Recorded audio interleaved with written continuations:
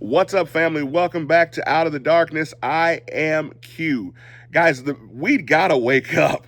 We've got to wake up and see what is going on right now in the state of Minnesota. I can't even begin to understand why this is not a bigger story and why more people are not paying attention to what's going on in Minnesota. If you think this is a Minnesota issue, you're sadly mistaken. This is an American issue. Your dollars, American taxpayer dollars, federal taxpayer dollars, are being used to funnel money to the Somali community, and many of those dollars are winding up back in Somalia, funding terrorist organizations like Al-Shabaab. Minnesota receives tens of billions of dollars every year, and it's now a 70% chance that Tim Walz goes to jail for this. Now, this is a man who was very close to becoming second in command, the vice president of the United States.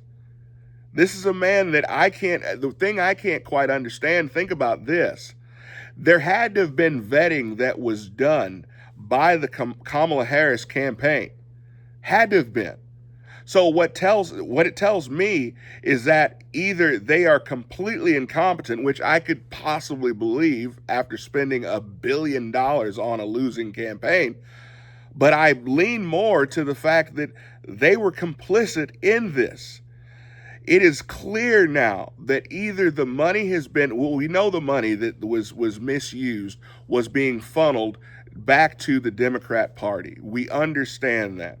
The Democrat Party of Minnesota has been taking money from you, the taxpayer, funneling it back into their own pockets.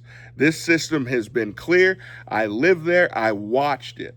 I watched during COVID when billions of dollars were being spent in order to fund programs like daycares where there were no children ever going to, that the doors were never even opened. It was just a front where they had ride services set up to get kids and get Somali families to and from doctor's appointments.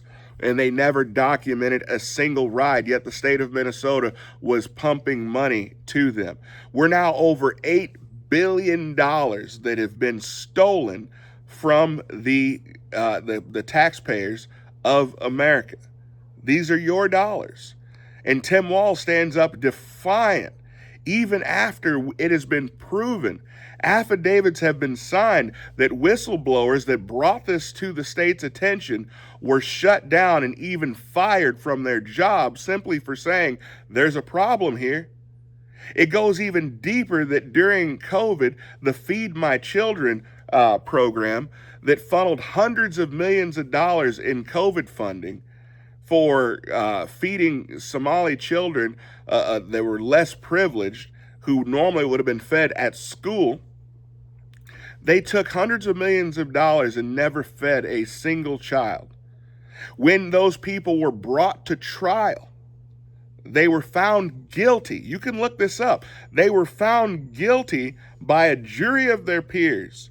And when came time to sentencing, the judge threw it out, saying that the evidence was circumstantial. When have you ever heard of people going before a jury, the jury finding them guilty, and the judge saying, you know what, never mind what the jury said, you guys are free to go?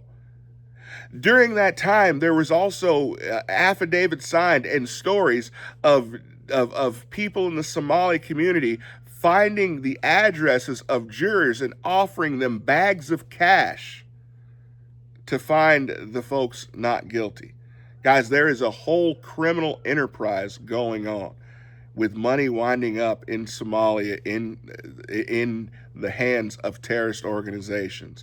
And Tim Walz has been on the front center of all of it.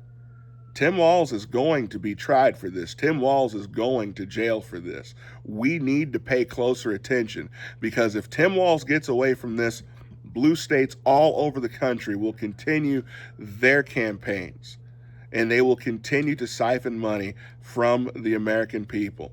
We have to wake up. But this is humongous, and I believe it will wind up in people going to prison as a result of fraud. Comment below. Let me know what you guys think. I'll see you guys next time. Be blessed.